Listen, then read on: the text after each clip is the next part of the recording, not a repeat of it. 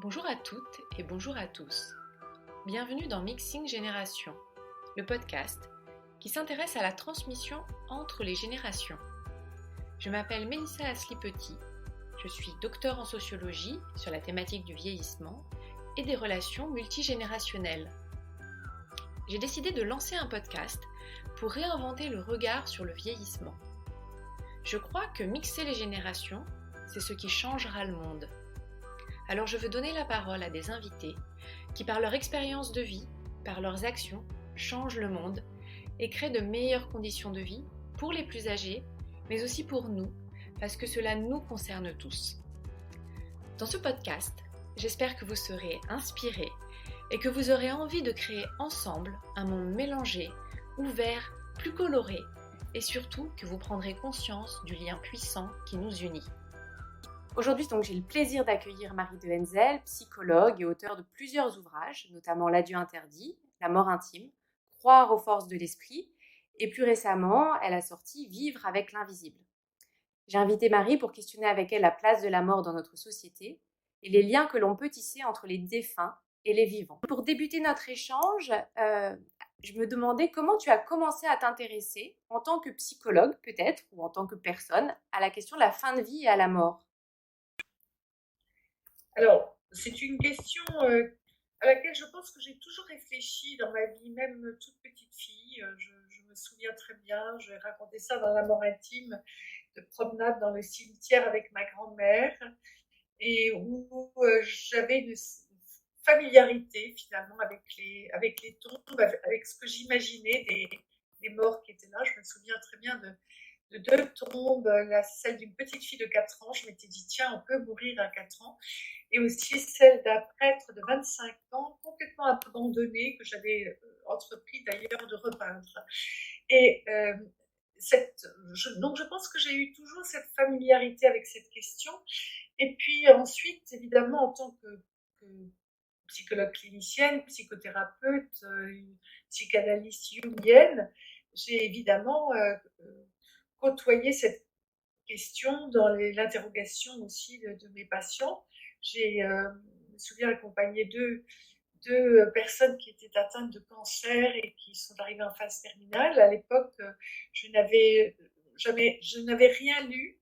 C'est là que je suis tombée sur le livre de Patrice Van Hersel, La source noire, et puis que j'ai commencé donc à, à lire. Et voilà. Et puis le destin a fait que j'ai rencontré François Mitterrand en 84 et que c'est quelqu'un avec qui j'ai donc échangé pendant 12 ans. Je raconte ça dans Croire aux forces de l'esprit, et nous avons évidemment, la question de la mort a été très présente dans nos échanges. Et à l'époque, je n'avais aucune formation, aucune compétence particulière. C'est lui qui m'a mis le pied à l'étrier, on peut dire, de cet engagement en créant dans la première unité de soins palliatifs en 87.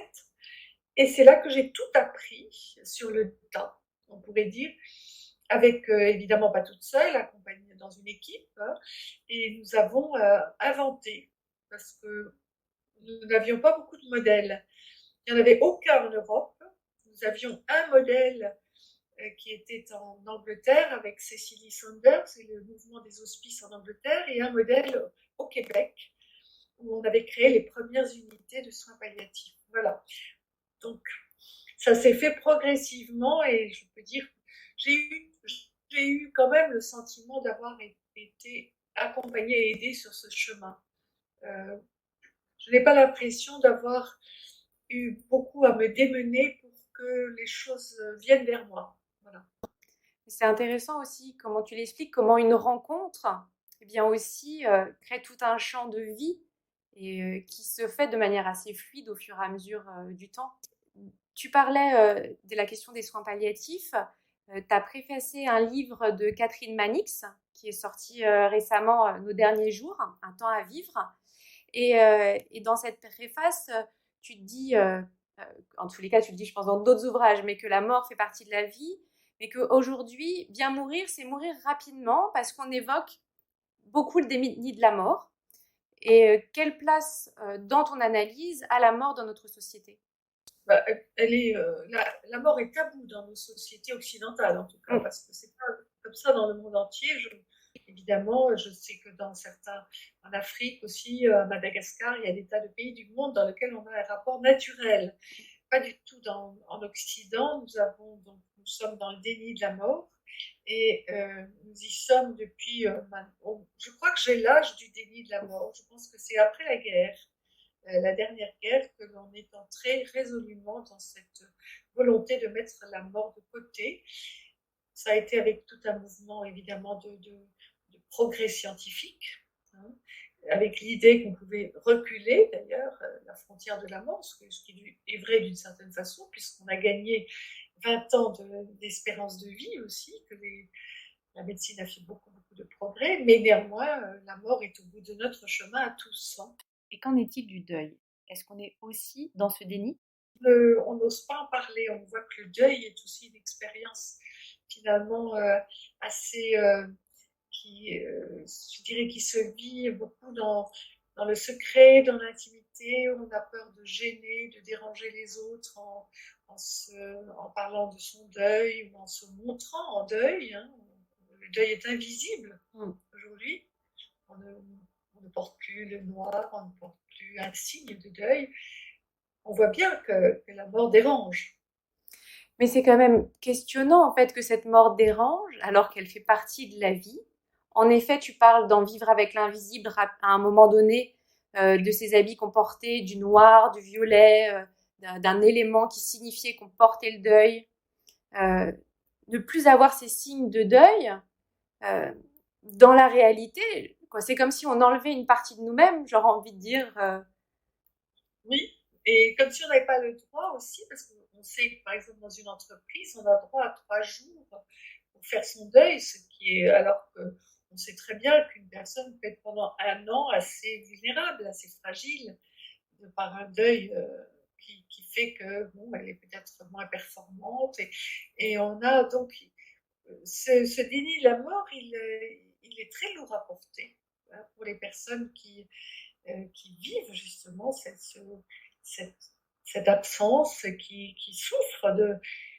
je pense aussi qu'on en souffre. Nous sommes actuellement dans une période dans laquelle vous avez vraiment des centaines de milliers de familles qui vivent dans un deuil difficile à cause de la crise sanitaire, du fait qu'on n'a pas pu dire au revoir, qu'on n'a pas pu assister tous ces rites qui sont l'adieu au visage, les obsèques, se retrouver autour du cercueil, tout ça n'a pas été possible, et ce sont pourtant des rites qui structurent le rapport des vivants et des morts, et qui permettent justement que cet événement dans la vie prenne du sens. Tout ça n'a pas été possible pour beaucoup de familles qui aujourd'hui sont dans des deuils très compliqués. Oui, et en effet, tu en parlais dans l'adieu interdit, si je me trompe pas du titre, par rapport à la crise sanitaire qui a empêché en effet le fait de pouvoir dire au revoir, alors que peut-être peux-tu nous expliquer un peu la signification de dire au revoir à un futur défunt pour nos propres vies. Oui, parce que nous sommes des êtres de relation. Donc, quelqu'un avec qui nous sommes en relation va mourir. C'est quand on est dans l'accompagnement, on le sait. On ne sait pas quand exactement, mais on le sait. Donc, tout le monde sent aussi qu'on a besoin je dirais, de dire les dernières paroles, de faire les derniers gestes qui font qu'on ne le regrettera pas. On ne se dira pas, tiens, j'aurais dû dire ça ou j'aurais dû faire ça. Tout le monde sent cela. C'est ça qu'on appelle le revoir, c'est boucler une relation. Et d'ailleurs, souvent, les mourants qui retrouvent un regain d'énergie à la fin, on a appelé ça, les psychanalystes ont appelé ça le travail du trépas, un afflux d'énergie qui arrive justement, qui est mis au service de cette dernière tâche qui est au fond de se mettre en paix avec les autres pour pouvoir partir. Et c'est tout cela qui n'est pas possible lorsqu'il n'y a pas un proche à côté. Mm. Si on est seul avec soi-même, c'est très difficile, quasiment impossible de faire cela. Il faut boucler la relation. Et tout le monde sait aussi que quand on a pu dire au revoir, quand on a pu dire à quelqu'un qu'on l'a aimé, ou qu'on lui répéter qu'on l'a aimé, quand on peut lui demander pardon si c'est nécessaire, ou bien quand un mourant peut donner une parole de vie qui permet de s'appuyer dessus pour vivre, tout cela qui je dirais, tient en quelques phrases, quelques échanges de regards, quelques gestes, c'est fondamental pour la vie de ceux qui restent. Mm. Je pense aussi le sentiment d'apaisement de celui qui va partir. Beaucoup de personnes s'éteignent après avoir reçu une visite de quelqu'un qui n'était pas venu depuis longtemps, qu'ils espéraient, et puis tout d'un coup la visite arrive et on s'étonne que dans les heures qui viennent la personne meure. Ben non, c'est que justement c'était la visite qu'on attendait pour pouvoir partir. Oui, c'était cet apaisement nécessaire pour pouvoir en effet partir et décéder. Et comment alors, puisqu'on vit dans cette société du déni de la mort, comment individuellement à notre échelle, peut-être on peut contribuer à sortir du déni de la mort? Oui, chacun peut le faire. D'abord, je pense que si on commençait par ne pas écarter la question en se disant que nous sommes tous mortels, je pense qu'il y a beaucoup de sagesse dans des rituels comme celui des Amérindiens d'Amérique. J'aime beaucoup cette image ils imaginent la mort comme un oiseau perché sur l'épaule gauche et tous les matins, l'oiseau dit « et si c'était pour aujourd'hui ?» Bien sûr, c'est un « et si c'était pour aujourd'hui ?» Mais si on réfléchit bien, c'est une façon de dire que voilà, la mort, elle est là, elle nous accompagne tout au long de la vie. Nous ne savons pas quand elle arrivera, mais cette pensée-là, elle a une fonction. Elle nous oblige à être plus juste dans la journée. C'est chez les Indiens d'Amérique, ils se disent bon, qu'est-ce qui est important pour moi aujourd'hui? Finalement, on se rend compte que la pensée de la mort donne beaucoup plus de poids à la vie, à la conscience du caractère précieux de la vie, du caractère extraordinaire de la vie. Et donc, je crois que c'est pour ça que la vie et la mort sont liées. L'une donne beaucoup plus d'importance à l'autre. Alors que si on la cache, si on n'en parle pas, si on n'y pense pas, finalement, tous les sages l'ont dit, puis François Mitterrand l'avait repris dans sa préface, dans laquelle finalement on surfe à la surface des choses. Si on veut vivre vraiment intensément et avec une certaine profondeur, on ne peut pas le faire en écartant la question de la mort. Cette méditation, c'est la première chose. Et puis ensuite, bien sûr, c'est ne pas, si on a une amie, quelqu'un de son entourage qui est en deuil, c'est d'oser lui parler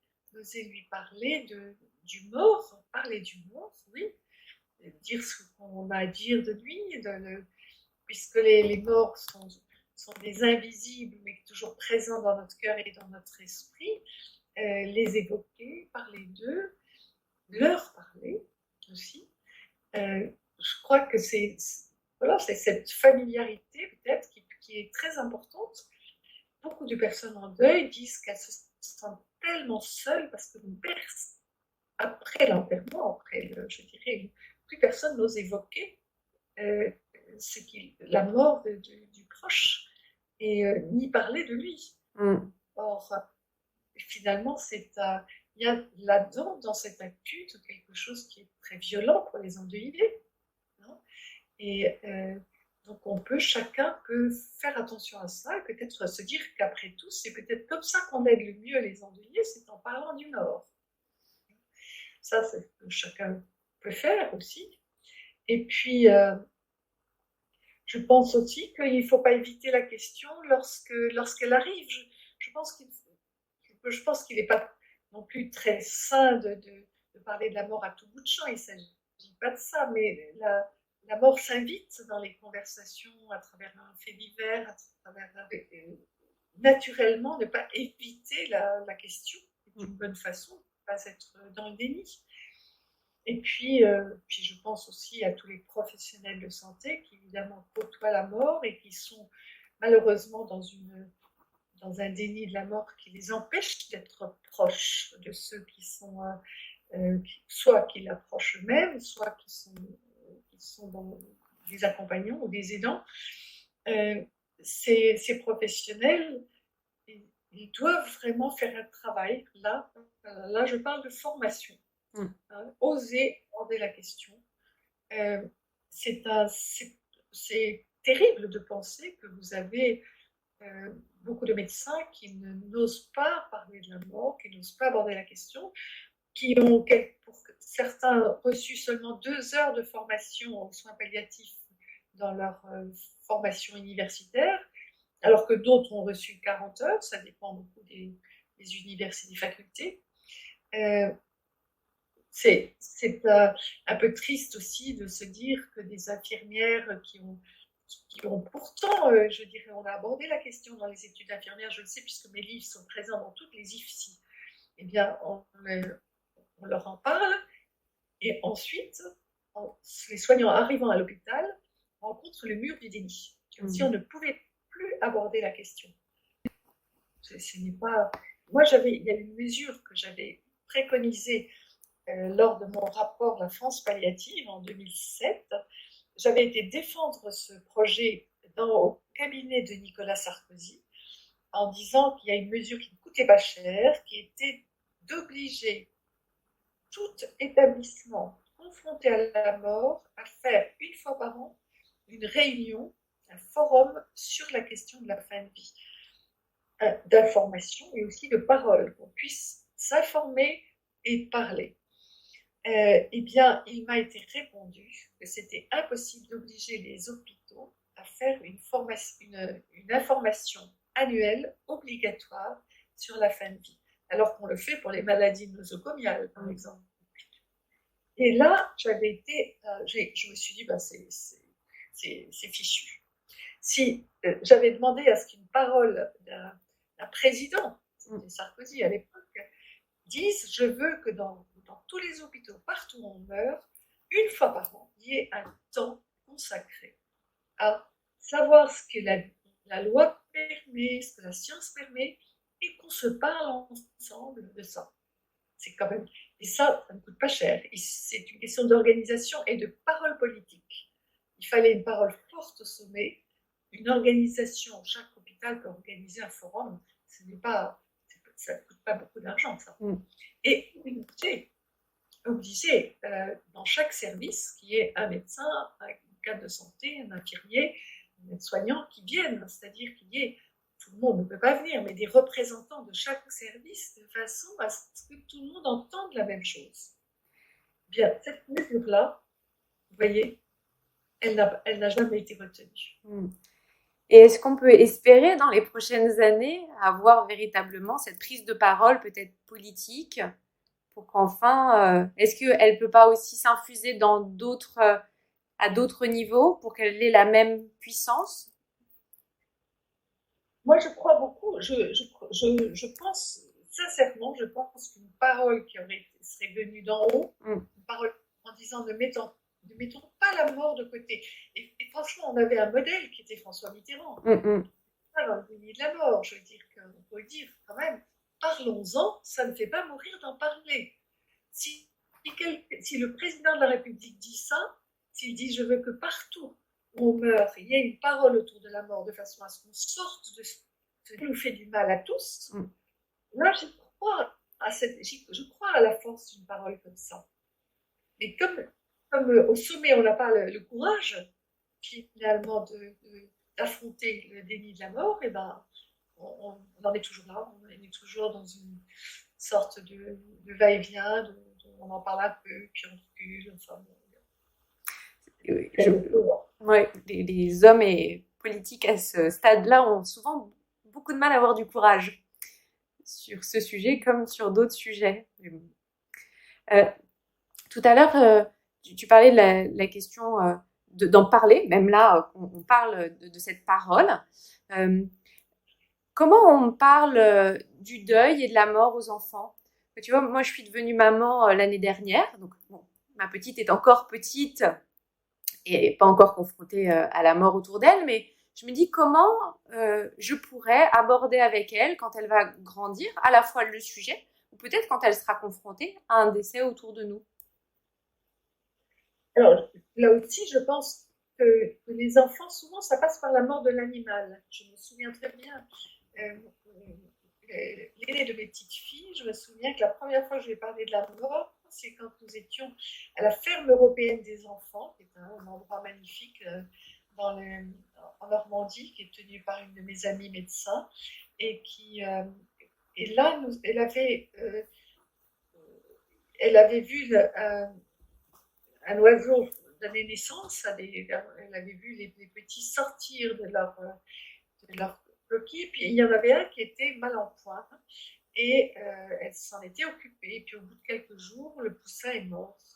Et j'ai vu qu'elle était confrontée, là, voilà, elle avait vu naître, il était mort, elle était dans ses mains, et je lui avais proposé d'aller de l'enterrer ensemble. Et nous avons parlé, ben oui, de cette mort qui touche tout être vivant. Oh, bien sûr, les hommes, les êtres humains. Et donc il y a eu vous voyez, c'était l'occasion de parler de la mort, de faire un rite aussi, de l'enterrer dans un endroit, de parler. Et je pense que cet événement a dû certainement fait que pour cette petite fille qui aujourd'hui est grande et adulte, ça a été un moment où le sujet n'était pas tabou. On peut se saisir de ces moments-là. Et puis, bien sûr, la mort, s'il y a la mort d'un proche, un grand-père, une grand-mère, un oncle, une tante, les enfants, il faut leur parler. Il faut leur parler, leur dire les choses comme on les vit, en étant près d'eux. C'est-à-dire, il ne faut surtout pas les laisser seuls avec ça. Il faut leur parler, les avoir dans les bras quand on leur parle, les accompagner s'ils sont plus grands et qu'ils veulent aller voir, par exemple. Bon, il y a beaucoup d'enfants qui veulent voir. Et on ne force pas, mais s'ils veulent, on y va avec eux et on parle. Et on peut leur proposer de donner un dessin, voilà, de chanter quelque chose, de faire quelque chose, donc de participer à cet au revoir, que la personne soit mourante ou déjà morte, hein, mais ne pas les écarter. Ne pas les écarter, car beaucoup d'adultes que j'ai rencontrés se souviennent d'avoir été écartés enfants de la mort d'une grand-mère, d'un grand-père et d'en avoir souffert, de ne pas avoir pu dire au revoir. Donc je crois que voilà, les événements de la vie font qu'à un moment ou à un autre, la mort vient nous frôler, nous toucher, et que souvent, pour mettre des mots. Et l'enfant qui sent qu'on peut mettre des mots sur la mort, c'est ce qui peut lui faire le plus de bien. Oui, ce que j'entends, quoi, et c'est vrai, la parole, la nécessité d'en parler, de pouvoir s'exprimer, de pouvoir accueillir la parole de l'autre, me semble essentiel et au cœur de ces transformations, en fait.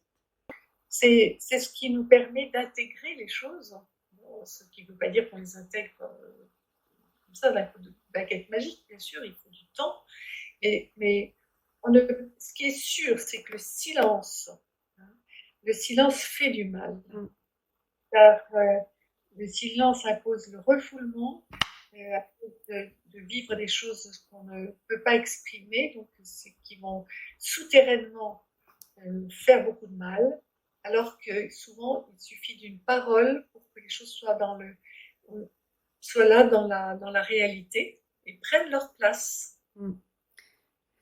Mais c'est très juste, puis ça fait écho à mon propre vécu. Donc moi, mémé est décédée quand j'avais 8 ans et maman m'a permis, en tous les cas m'a proposé d'aller à l'église, d'aller jusqu'au cimetière. J'ai en effet dit un texte. Aujourd'hui, je n'ai plus aucun souvenir de ce texte, mais a priori, voilà, j'étais convaincue et j'avais envie de dire au revoir à mémé à ma manière. Et c'est vrai que je pense que ça a apaisé ma relation avec elle. Et dans Vivre avec l'invisible, tu parles de nos liens avec les défunts qui nous guident, avec qui on peut échanger. Donc, moi, Mémé, j'échange avec elle, quoi. Je lui parle quand je suis au cimetière. Mais en effet, tu évoques notamment ta sœur qui dit que les morts nous voient, nous guident, qu'ils sont là, en effet, quand on a besoin d'eux. Peut-être que d'une certaine manière, la parole, elle va au-delà, en fait, du moment de la mort. Alors, ce lien avec les défunts, il est universel. Hein. Tout le monde, je ne suis pas en train de dire que tout le monde l'a, on l'a plus ou moins. Ça peut être une pensée, ça peut être effectivement une vraie parole, une vraie demande d'aide à certains moments, demande de protection.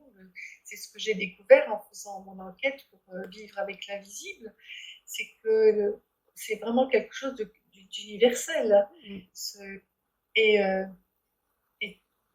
et au fond, on peut se dire que c'est vrai que la mort est un grand mystère. Je pense qu'il faut, pour moi, c'est le mystère. Hein, et que, comme c'est mystérieux, rien n'interdit de penser qu'il y a effectivement un lien dans l'invisible et qu'on peut effectivement recevoir de l'aide. Beaucoup de témoignages montrent qu'on a le sentiment de recevoir de l'aide.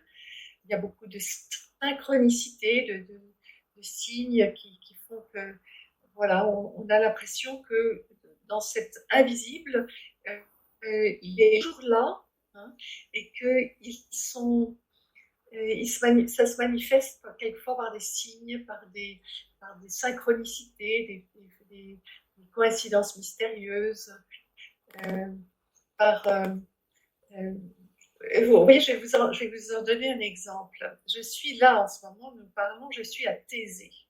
Thésée, c'est un lieu spirituel œcuménique. Il y a actuellement 2000 jeunes de toute l'Europe qui sont là pour Pâques. Et c'est un lieu où allait François Mitterrand. François Mitterrand venait tous les lundis de Pentecôte à Thésée. Il venait et il était reçu par frère Roger, qui était le fondateur et qui est enterré là, vous voyez, d'une fenêtre, je vois l'église romane au pied duquel il est enterré. Je la vois là. Donc je suis, forcément, quand je viens ici, je pense à lui, je pense au président Mitterrand. Et bien, ce matin, j'ai eu un coup de fil de son fils Gilbert qui m'appelle 2 fois par an et qui ne sait pas que je suis ici. Donc pour moi, c'est tellement incroyable qu'il choisisse, que son appel vienne juste au moment où je suis dans ce lieu qui avait un sens pour son père, à quelques kilomètres de Solutré, d'ailleurs sa mère, à lui, Daniel Mitterrand, est enterré à Cluny, à 10 kilomètres d'ici. Que cet homme m'appelle juste aujourd'hui. Vous voyez, pour moi, je me dis, tiens, dans l'invisible, quand même, il y a des drôles de connexions. Parce qu'il aurait pu m'appeler hier, ou m'appeler dans une semaine. Non, aujourd'hui, où je suis là, dans un lieu qui fait du sens par rapport à son propre père. Ça n'est de synchronicité. Voilà. Qui montre que, voilà, la présence les morts sont des invisibles, ils sont absents physiquement, mais ils sont présents dans notre pensée, dans notre cœur, dans notre esprit, et nous continuons à une forme de lien avec eux. Alors, je vais probablement redonner la phrase, mais tu cites le président Mitterrand qui parle de « il nous continue » ou « il faut les continuer ». Les morts. Les morts ne nous demandent pas de les pleurer, mais de les continuer. Voilà. C'est une part très forte, je trouve. Et bon, bien sûr, on les pleure parce qu'on a du chagrin, mais c'est comme si finalement ils attendaient de nous que nous poursuivions ce qu'ils ont commencé. Et c'est intéressant parce que ça rejoint l'idée de transmission que les personnes âgées ont. elles savent qu'elles doivent transmettre quelque chose avant de mourir. Et finalement, ce qu'elles transmettent, peut-être des valeurs, ou peut-être, je dirais, quelque chose une œuvre qu'elles ont commencée, mais bien sûr qui est interrompue par la mort. Et ceux qui vivent ensuite, eh bien, ont comme tâche aussi de continuer cela. Bon, c'est intéressant parce que c'est s'appuyer sur l'héritage dans le processus de deuil, c'est très important. Qu'est-ce que quelqu'un va laisser comme héritage? Je ne parle pas d'héritage financier ou matériel, mais héritage spirituel, héritage psychologique. Cet héritage, qu'est-ce que j'en fais? Ouais, tu touches du doigt un sujet intéressant sur la transmission à la fois des plus âgés, mais aussi donc des défunts et cette transmission de valeurs ou des fois dans l'inconscient. Qu'est-ce que moi j'aime beaucoup dire que Mémé m'a pas appris à vieillir, mais à vivre. Et dans son vieillissement, elle me montrait en fait une forme de vivre pleinement. Et en effet, à un moment donné, oui, cette transmission reste forte et que je trouve aussi qu'on exclut un peu dans la société, mais qui a tout son sens. Oui, bien sûr. C'est ce qui donne du sens, d'ailleurs, je dirais, dans la dernière partie de la vie. Beaucoup de personnes se disent, qu'est-ce que je transmets, qu'est-ce que je laisse derrière moi, quels sont les... Voilà, et au fond, elles essayent de voir comment est-ce qu'elles peuvent transmettre, est-ce que transmettre par la parole, par l'écrit, par l'exemple aussi. C'est vrai que le travail que je fais quand je travaille sur le bien vieillir et où je demande aux personnes d'apporter l'image d'une personne très âgée qui souvent n'est plus là d'ailleurs, plus de ce monde, et de dire comment est-ce que cette personne qui leur semble être une image enviable du vieillissement, et bien justement, quels sont les mots qu'ils mettent autour? Et bien finalement, on se rend compte que ce sont des personnes qui, par leur manière d'être et de vivre, ont laissé effectivement quelque chose qui est un trésor pour ceux qui restent derrière. Hein. Cette vitalité, cet amour de la vie, peut-être certain recul par rapport aux choses, une certaine prise de distance qui est nécessaire, l'humour, en fait, c'est tout ce que j'entends de ces personnes, la bienveillance, l'ouverture du cœur, qui sont des valeurs que beaucoup de personnes âgées vivent, elles le vivent, et ça reste un modèle pour les plus jeunes. Oui, comme dans les pions qui seraient des éléments plutôt essentiels à mieux vivre dans cette société, individuellement, en effet, redonner toute cette place, qui sont, comme tu dis, des trésors pour nous plus jeunes, pour aussi, cheminer au fur et à mesure de nos vies, mais avec ces modèles de vie qui nous font écho. Et en se disant aussi que, moi je me dis que tout est possible et que c'est intéressant de perdurer. Oui. Bien sûr. Et surtout cette énergie vitale dont certains témoignent, même très très âgés. Je crois que c'est une belle transmission aussi, de transmettre son énergie de vie. Peut-être que c'est une question un peu indiscrète, mais toi, Marie, aujourd'hui, tu as des envies de transmission de certains éléments, certaines valeurs autour de toi ou peut-être de manière un peu plus large? Il me semble que dans ce que je fais actuellement, qui est finalement quand même une certaine manière de vieillir à travers mes séminaires ou les conférences que je fais, je transmets. Ça, évidemment, je transmets et je transmets non pas à partir de théorie je transmets à partir de ce que je vis moi-même aussi. Ou de ce que j'observe de ceux qui vieillissent avec moi au même âge, voilà, c'est de l'expérience que je transmets. Ce ne sont pas des idées.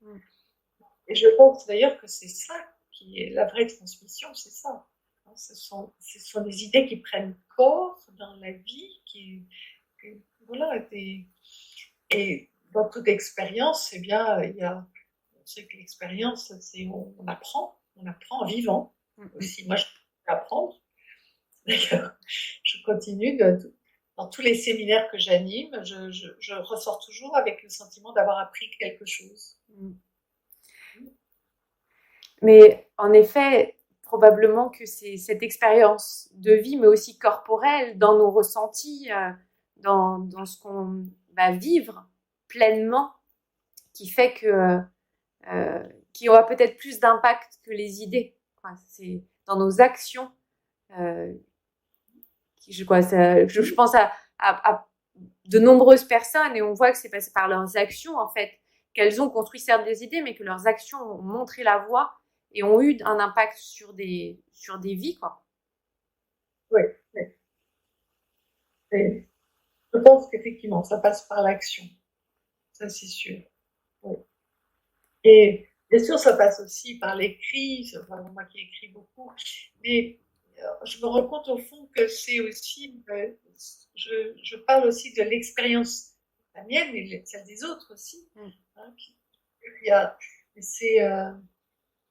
Ça passe par l'action, ça passe par le vécu. Et il y a des actions que tu as aussi envie d'entreprendre pour mieux vivre ou mieux comprendre certaines choses sur ces thématiques. Je m'intéresse beaucoup actuellement à la question de l'habitat. D'accord. Âgé, justement.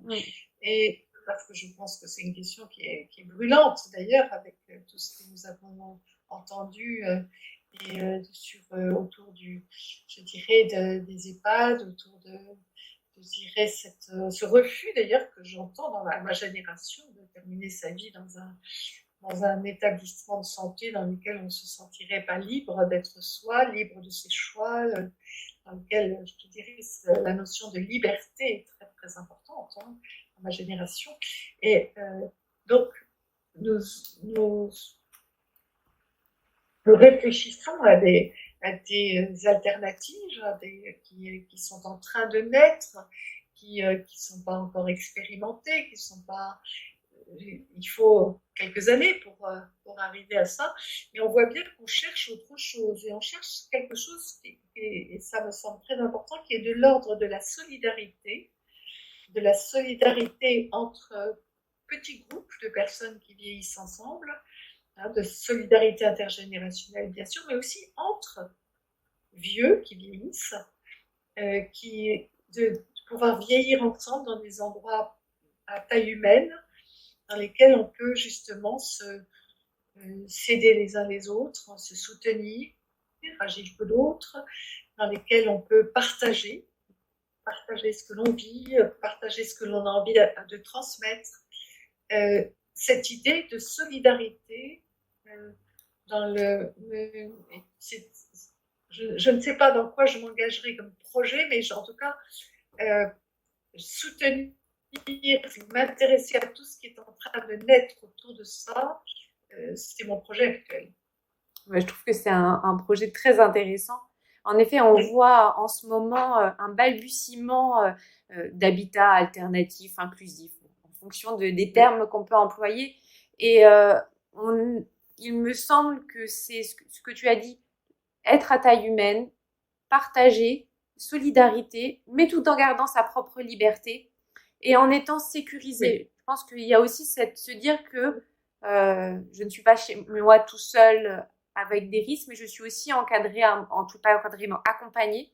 Et ça montre aussi, me semble-t-il, un éclairage pour la suite. C'est-à-dire que ça nous amène aussi demain à repenser nos solidarités de quartier grâce à la lumière probablement de ces expérimentations que les plus âgés vont faire.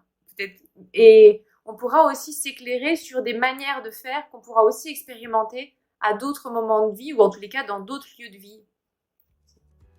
C'est ça. Et je pense vraiment que c'est une des valeurs qui va être très très importante dans les temps qui viennent, la solidarité. Oui. Merci beaucoup Marie, en tous les cas, pour notre échange. Ça a été un vrai plaisir. Merci Mélissa. Merci d'avoir écouté cet épisode. N'hésitez pas à le partager, à nous transmettre vos questions et à nous envoyer vos commentaires. À bientôt.